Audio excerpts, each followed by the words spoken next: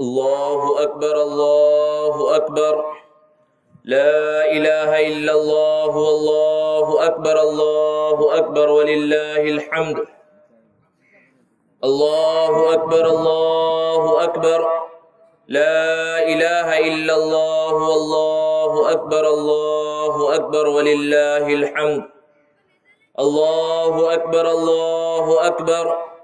لا الہ الا اللہ واللہ اکبر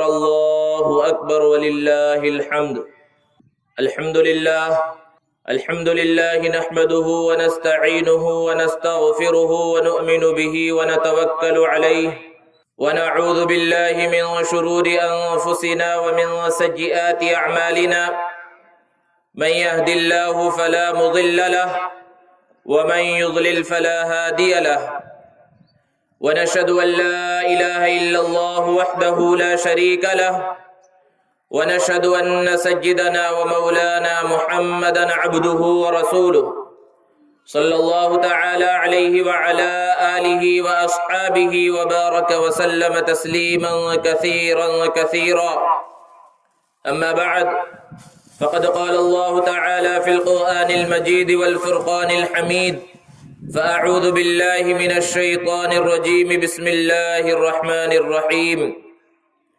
فلما بلغ معه السعي قال يا بني إني أرى في المنام أني أذبحك فانظر ماذا ترى قال يا أبت فعل ما تؤمر ستجدني إن شاء الله من الصابرين فلما أسلما وتله للجبين وناديناه أن يا إبراهيم قد صدقت الرؤيا إنا كذلك نجزي المحسنين إن هذا لهو البلاء المبين وفديناه بذبح عظيم صدق الله مولانا العظيم. معزز سامعین کرام، بزرگوں اور دوستو، آج عید الاضحیٰ کے مبارک دن کے اندر ہم اور آپ یہاں پر جمع ہیں. یہ عید کا دن خوشیوں کا دن ہے، اور اس خوشی کی اتنی اہمیت ہے کہ نبی کریم صلی اللہ علیہ وسلم نے ارشاد فرمایا کہ تم عید کے دن روزہ مت رکھو، کیونکہ یہ کھانے پینے کا دن ہے، یہ خوشی کا دن ہے. اللہ کے رسول صلی اللہ علیہ وسلم مکہ سے ہجرت کر کے جب مدینہ المنورہ تشریف لے گئے تو وہاں کے لوگوں کو دیکھا کہ وہ 2 دنوں میں کچھ خوشیاں مناتے ہیں. آپ صلی اللہ علیہ وسلم نے ان سے سوال کیا ما هذان اليومان، یہ کون سے 2 دن ہیں؟ تو انہوں نے بتلایا کہ ہم ان 2 دنوں کے اندر خوشی مناتے ہیں. اللہ کے رسول صلی اللہ علیہ وسلم نے ارشاد فرمایا کہ اللہ تبارک و تعالی نے تمہیں اس سے بہتر 2 دن عطا فرمائے ہیں خوشی منانے کے واسطے، اور وہ یوم الفطر اور یوم الاضحیٰ ہے. اسلام کے اندر یہ جو 2 عیدیں ہیں، دونوں عیدوں کا تعلق اسلام کے بنیادی ارکان سے ہے.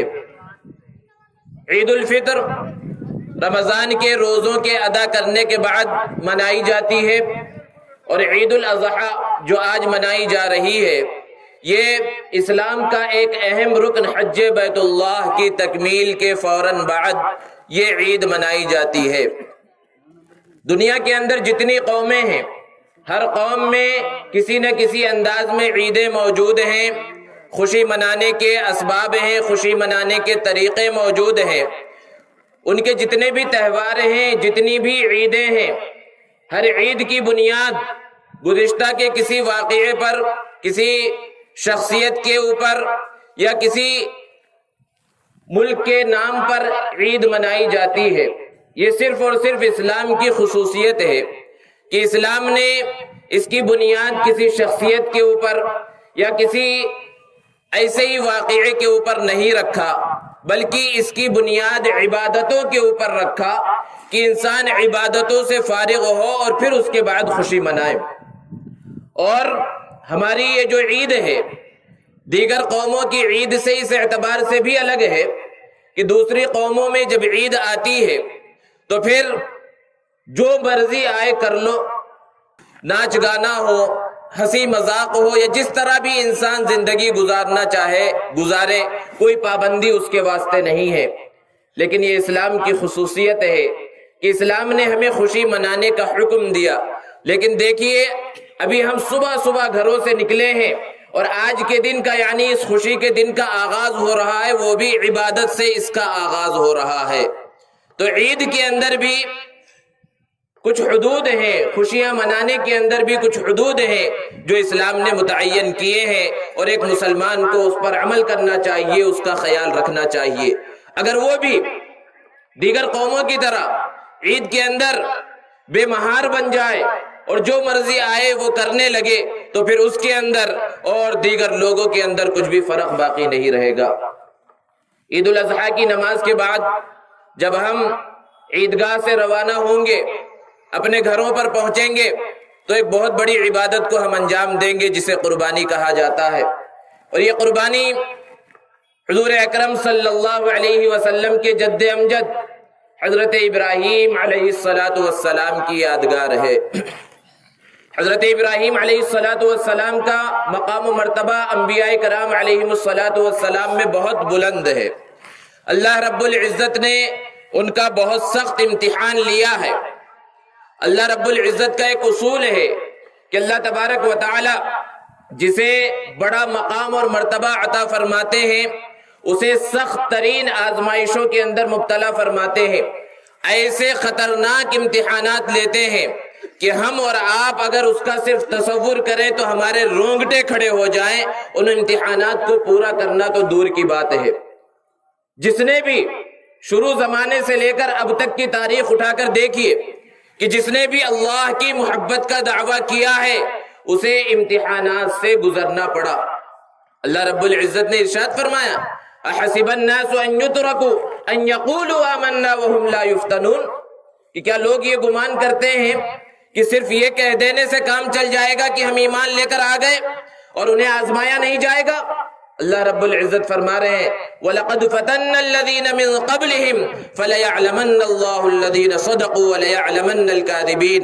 کہ جو پہلے کی قومیں گزری، پہلے کے لوگ گزرے، ان سب کا ہم نے امتحان لیا ہے اور بڑا سخت امتحان لیا ہے۔ اور اس امتحان کا مقصد کیا تھا؟ اللہ رب العزت نے ارشاد فرمایا تاکہ ہم جان لیں کہ کون سچے ہیں اور کون جھوٹے ہیں، کون صرف باتوں کے کھلاڑی ہیں اور کون میدان کے اندر آ کر عمل کرنے والے ہیں، اس بات کو ہم جان لیں۔ اللہ رب العزت نے حضرت ابراہیم علیہ السلام کے بہت سارے امتحانات لیے، بہت سی آزمائشوں کے اندر انہیں مبتلا کیا۔ جب سے وہ شعور کی عمر کو پہنچے ان کے امتحانات کا آغاز ہوا اور سارے امتحانات میں وہ کامیاب ہوتے گئے، اور سب سے بڑا امتحان، سب سے عظیم امتحان وہ امتحان ہے جس کی نسبت سے ہم اور آپ یہاں پر جمع ہیں، کہ بڑھاپے کی عمر میں اللہ رب العزت نے ایک فرزند سے نوازا۔ حضرت اسماعیل علیہ السلام جب وہ شعور کی عمر کو پہنچے، حضرت ابراہیم علیہ السلام نے خواب دیکھا کہ میں اپنے بیٹے کو ذبح کر رہا ہوں۔ ایک دن خواب دیکھا، 2 دن خواب دیکھا، پھر تیسرے دن بھی اسی طرح کا خواب دیکھا۔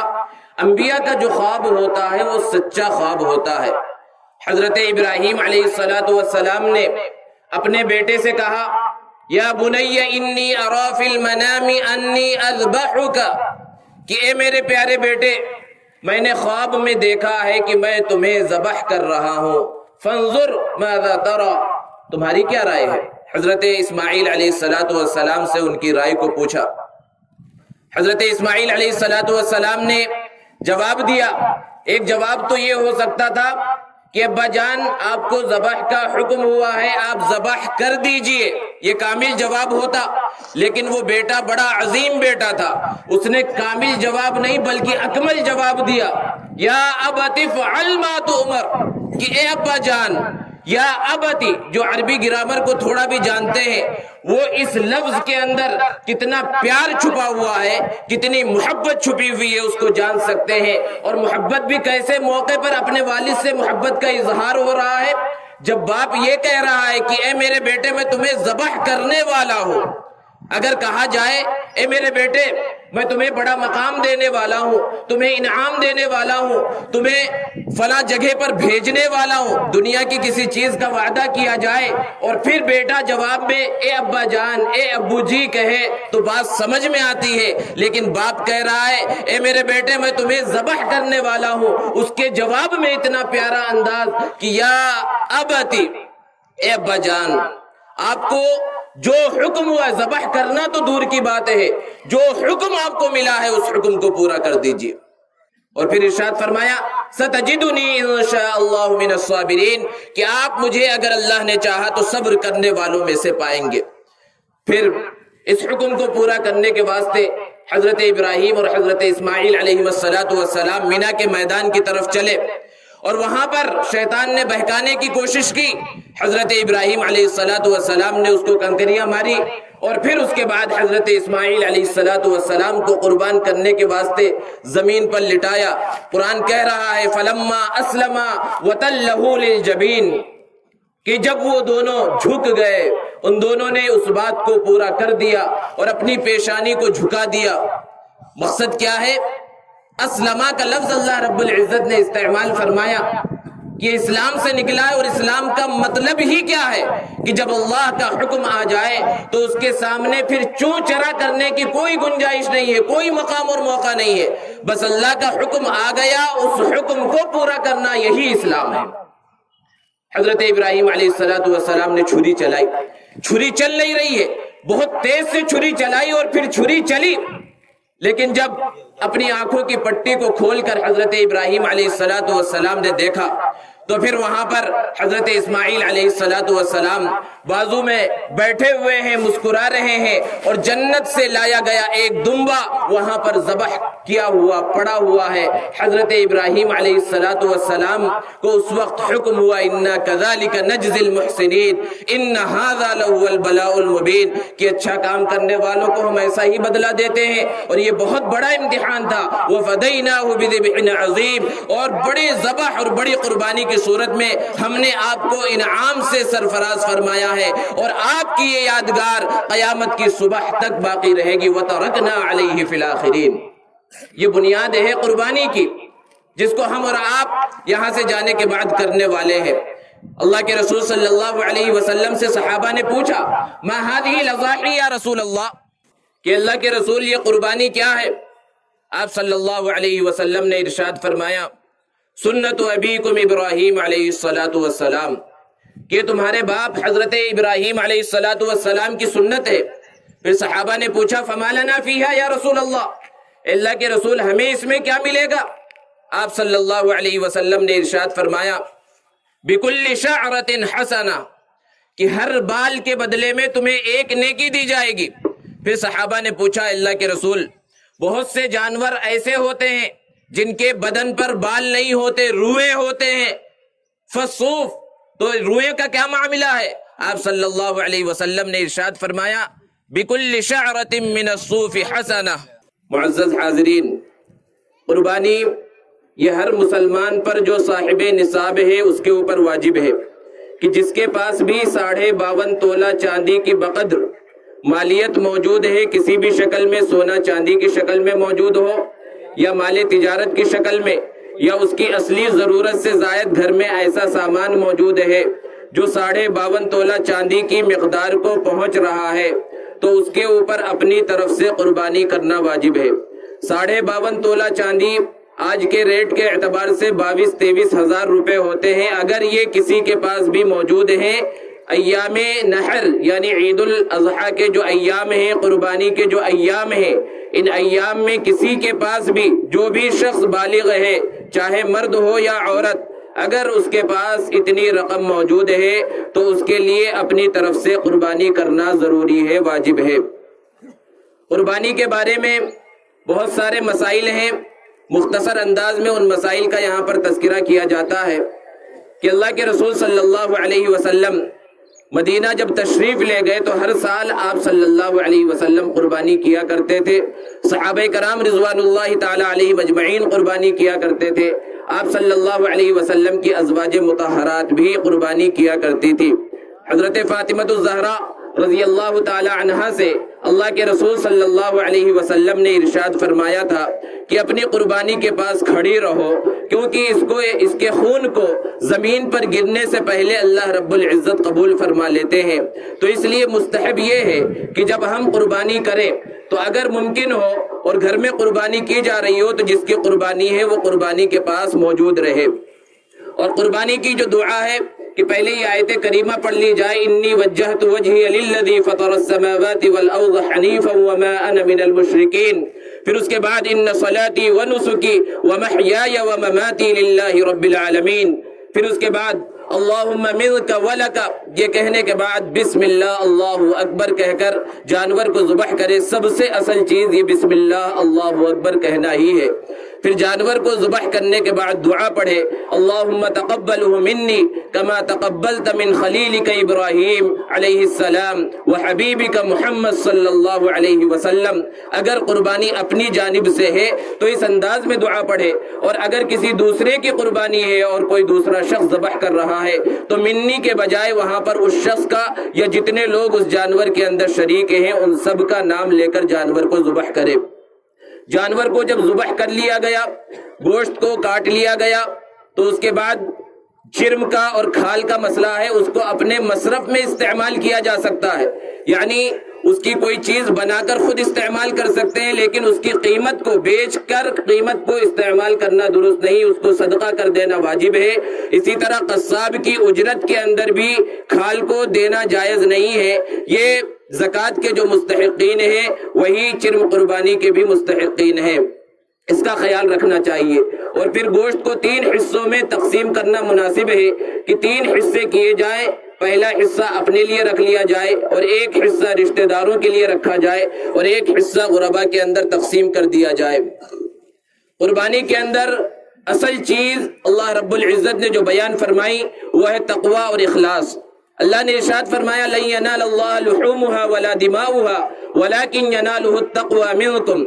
کہ اللہ رب العزت کے پاس قربانی کا نہ تو گوشت پہنچتا ہے اور نہ خون پہنچتا ہے اور نہ اللہ کو اس کی ضرورت ہے، ولیکن ینالہ التقوی منکم، تمہارے دلوں کا جو تقوی ہے وہ اللہ رب العزت کے پاس پہنچتا ہے۔ اور اس جانور کا خون زمین پر گرنے سے پہلے اللہ رب العزت قبول فرما لیتے ہیں۔ یہ سب اس وقت ہوگا جب خالص اللہ کی رضا کے واسطے قربانی کی جائے۔ اگر مقصد کچھ دوسرا ہو، نام و نمود ہو، ریاکاری ہو، شہرت ہو یا صرف گوشت کھانا مقصد ہو تو ایسی قربانی کا کوئی فائدہ نہیں۔ فقہا نے بیان فرمایا کہ اگر بڑا جانور جس میں 7 لوگ شریک ہوتے ہیں، اگر کوئی ایک شخص ایسا ہے جس کی نیت خالص نہیں ہے بلکہ وہ صرف گوشت حاصل کرنے کے واسطے قربانی کے اندر شریک ہوا ہے تو سارے لوگوں کی قربانی خراب ہو جاتی ہے۔ اس لیے نیتوں کو درست کر لے، گوشت تو ملنے ہی والا ہے۔ یہ اس امت محمدیہ کے اوپر اللہ رب العزت کی خصوصیت ہے کہ قربانی کا حکم دیا، جانور کو ذبح کرنے کا حکم دیا، وہ جانور اللہ کی بارگاہ میں قبول بھی ہوگا، ایک ایک بال کا ثواب بھی ملنے والا ہے، اور پھر اس کے بعد وہ گوشت ہم استعمال بھی کر سکتے ہیں۔ یہ اللہ رب العزت کا فضل ہے، اللہ کا کرم ہے۔ اسلام ہمیں پاکی اور صفائی کا حکم دیتا ہے۔ اللہ کے رسول صلی اللہ علیہ وسلم نے ارشاد فرمایا الطہور شطر الایمان، کہ پاکی آدھا ایمان ہے۔ اور اسی طرح اللہ کے رسول صلی اللہ علیہ وسلم نے کسی کو بھی چاہے وہ مسلمان ہو یا غیر مسلم ہو تکلیف پہنچانے سے بھی منع فرمایا ہے۔ اس لیے ان 3 دنوں کے اندر خاص طور پر ہماری ذمہ داری ہے کہ اپنے گھروں کے آس پاس اور اپنے محلوں کو صاف ستھرا رکھے۔ جانوروں کو جب ہم ذبح کریں تو اس کا خون یوں ہی روڈ پر نہ پھینک دے، اور اسی طرح جو گندگی اور آلائش وغیرہ ہے اس کو بھی انتظامیہ کی طرف سے جہاں پر پھینکنے کے لیے کہا گیا ہے اور جس انداز میں اس کو ٹھکانے لگایا جا سکتا ہے اس پر پابندی کے ساتھ عمل کیا جائے۔ روڈ پر یا روڈ کے کنارے یا عام مقامات پر جس سے کسی بھی شخص کو تکلیف پہنچے اس سے بچنا چاہیے، کیونکہ قربانی صرف جانور کو قربان کر دینے کا نام نہیں ہے۔ قربانی تو یہ ہے کہ اللہ رب العزت کے حکم کے سامنے اپنا سب کچھ قربان کر دیا جائے۔ جو احکام ہمیں ملے ہیں، جس چیز کا ہمیں حکم دیا گیا ہے اس چیز پر ہم عمل کریں، یہ اصل قربانی ہے اور یہ قربانی کا سبق ہمیں ملتا ہے۔ اسی طرح قربانی کے اوپر بہت سارے لوگ مختلف انداز میں اور مختلف اوقات میں اعتراضات بھی کرتے ہیں، اور خصوصاً جیسے آج کا ماحول ہے کہ کیرلا کے اندر بہت ہی اس صدی کا سب سے بڑا سیلاب آیا ہوا ہے،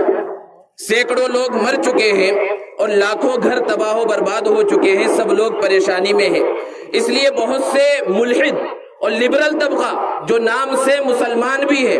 وہ مسلمانوں کو مختلف پلیٹ فارم سے یہ ترغیب دے رہے ہیں کہ اس سال قربانی کرنے کے بجائے اپنے ان غریب مسلمانوں اور غریب جو لوگ ہیں اور جو کیرلا کے سیلاب کے اندر متاثر ہوئے ہیں، ان کے گھر تباہ و برباد ہوئے ہیں، خود جانور قربان کرنے کے بجائے وہاں پر اپنی رقم کو بھیجا جائے، یہ سراسر بے دینی ہے۔ کیونکہ اللہ کے رسول صلی اللہ علیہ وسلم نے ارشاد فرمایا، ایام قربانی میں اللہ رب العزت کو جانور کے خون بہائے جانے سے زیادہ کوئی اور عمل پسندیدہ نہیں ہے۔ اس کا یہ مطلب نہیں کہ اسلام کسی کی مدد کرنے سے روکتا ہے۔ مسلمان کی تو شان یہ ہے کہ وہ ہر موقع پر قربانی دے، اصل قربانی یہ ہے جو ہمیں ان ایام میں کرنا ہے، اور اس سے بڑی قربانی کہ ہر مقام پر مسلمان اگر اللہ نے اسے استطاعت دی ہے تو ایسے جو متاثر لوگ ہیں ان کی بھی مدد کی جائے، لیکن قربانی کو چھوڑ کر مدد کرنا اور قربانی کو چھوڑ کر اپنی رقم کو وہاں بھجوانا یہ کسی بھی حال میں جائز نہیں ہے، اور قربانی نہ کرنے کا جو گناہ ہے وہ گناہ سر پر باقی رہے گا، چاہے لاکھوں روپے خرچ کر دیے جائیں۔ اللہ کے رسول صلی اللہ علیہ وسلم نے ارشاد فرمایا، من وجد سعة لأن يضحي فلم يضحي فلا يقربن مصلانا، کہ جس کو اللہ رب العزت نے استطاعت دی ہو قربانی کرنے کی، اس کے باوجود وہ قربانی نہیں کر رہا ہے تو وہ ہمارے عیدگاہ کے اندر نہ آئے۔ عیدگاہ میں کون لوگ آتے ہیں؟ مسلمان آتے ہیں، گویا کہ اس کا اسلام کامل اور مکمل نہیں ہے۔ اسی طرح غلط فہمی یہ بھی پھیلائی جاتی ہے کہ قربانی یہ جانوروں کے اوپر ظلم ہے۔ اس کی تفصیل کا موقع نہیں ہے کہ جانوروں کے اوپر یہ کوئی ظلم نہیں ہے، بلکہ اللہ رب العزت نے یہ نظام بنایا ہے کہ ایک چیز دوسری چیز کے لیے قربان ہو جاتی ہے۔ اسی طرح بہت سے لوگ یہ کہتے ہیں کہ اس قربانی کے اندر صرف 3 دنوں میں دنیا بھر کے اندر اربوں روپے خرچ ہو جاتے ہیں، اگر یہ مسلمانوں کی فلاح و بہبود پر لگا دیے جائیں، کالج اور یونیورسٹیاں بنائی جائیں اور ہاسپٹل بنا دیے جائیں تو اس سے بہت بڑا فائدہ ہوگا۔ اس طرح کی فضول خرچی کیوں کر رہے ہیں؟ ہمارے بہت سارے نوجوان ہیں لاکھوں روپے کا موبائل لیتے ہیں، کوئی 1 لاکھ روپے کا آئی فون لیا اور کسی لبرل کے پاس گیا کہ دیکھو میں نے اتنا بڑا موبائل لیا ہے، تو وہ اس کی شاباشی دیتا ہے، تعریف کرتا ہے کہ تم وقت کے ساتھ چل رہے ہو، زمانے کے ساتھ چل رہے ہو، ٹرینڈ کے ساتھ چل رہے ہو۔ لیکن وہی نوجوان اس لبرل سے اور ملحد سے یہ کہے میں نے 10,000 کا بکرا خریدا ہے، تو وہ اوٹنا شروع کر دے گا، ارے تم نے فضول خرچی کر دی، خامخواہ اتنا پیسہ بہا دیا۔ تو یہ دو رنگی چھوڑ دینا ہے، اصل چیز یہ اسلام کے اوپر اعتراض ہے۔ اس لیے ہمارے نوجوانوں کو اور مسلمانوں کو اس چیز کو اچھی طرح سے سمجھنے کی ضرورت ہے، اور قربانی کو صحیح انداز میں اللہ رب العزت کو راضی کرنے کی خاطر کرنا ہے، اور قربانی کے ساتھ ساتھ ہم سے جتنا ہو سکے جہاں پر ہو سکے جو غریب ہیں نادار ہیں ان کی مدد بھی کرنا ہے۔ اور ان ایام میں اللہ رب العزت کو راضی کس طرح کرنا ہے مختلف انداز میں بات آ چکی ہے کہ خاص طور پر صفائی ستھرائی کا خیال رکھنا ہے۔ ہر سال ایسا ہوتا ہے کہ غیر مسلم حضرات کی طرف سے شکایت آتی ہے کہ جہاں جہاں مسلمان ہیں انہوں نے جانوروں کو ذبح کیا اور اس انداز میں گندگی کو ادھر ادھر پھینک دیا جس سے بیماریاں پھیل رہی ہیں۔ تو یہ خود مسلمانوں کی ذمہ داری ہے، ہماری اور آپ کی ذمہ داری ہے کہ اپنے علاقوں کو، اپنی گلیوں کو، اپنے محلے کو اچھی طرح سے صاف رکھیں۔ جو حضرات ابھی تک بھی عیدگاہ میں نہیں پہنچے ان سے گزارش ہے جلد از جلد عیدگاہ میں پہنچ جائیں، صرف چند منٹ باقی رہ گئے ہیں۔ اب عید کی نماز جو ہے اس کا آغاز ہوگا۔ عید کی نماز کا طریقہ آپ حضرات ایک بار سن لیں کہ سب سے پہلے نیت کرنی ہے، اور نیت کہا جاتا ہے اصل میں دل کے ارادے کو۔ آپ حضرات اپنے گھروں سے عیدگاہ کے اندر نماز پڑھنے کے واسطے تشریف لائے ہیں، یہی آپ کی نیت ہے کہ 2 رکعت عید الاضحیٰ کی واجب نماز اس امام کے پیچھے پڑھنا ہے، یہی آپ کی نیت ہے۔ اس عید کی نماز کے اندر 6 زائد تکبیریں کہی جائیں گی، کوئی اذان نہیں ہوگی، کوئی اقامت نہیں ہوگی۔ سب سے پہلے تکبیر تحریمہ امام کہے گا، پھر اس کے بعد ثنا پڑھی جائے گی، سارے لوگ ثنا پڑھیں گے، پھر اس کے بعد 3 تکبیریں کہی جائیں گی، تینوں تکبیروں میں ہاتھوں کو کانوں تک اٹھایا جائے گا، پہلی 2 تکبیر میں ہاتھ کو کان تک اٹھا کر چھوڑ دیا جائے گا، اور تیسری تکبیر میں ہاتھوں کو کانوں تک اٹھانے کے بعد باندھ لیا جائے گا، اور پھر سورہ فاتحہ اور سورت پڑھی جائے گی، اور پہلی رکعت عام نمازوں کی طرح مکمل کی جائے گی۔ پھر دوسری رکعت کا آغاز ہوگا، سورہ فاتحہ اور سورت پڑھی جائے گی، اور پھر رکوع سے پہلے 4 تکبیریں کہی جائیں گی۔ 3 یہ تکبیریں عید الاضحیٰ کی زائد تکبیریں ہیں، اس میں تینوں تکبیروں کے اندر ہاتھوں کو کانوں تک اٹھا کر چھوڑ دیا جائے گا، اور چوتھی تکبیر یہ رکوع کی تکبیر ہے، ہاتھ کو کانوں تک اٹھائے بغیر اللہ اکبر کہہ کر رکوع کے اندر چلے جائیں گے، اور پھر عام نمازوں کی طرح اس نماز کو مکمل کیا جائے گا۔ پھر اس کے بعد خطبہ ہوگا، خطبے کے اندر بھی آپ حضرات شریک ہوں۔ اب آپ حضرات سے گزارش ہے کہ سفید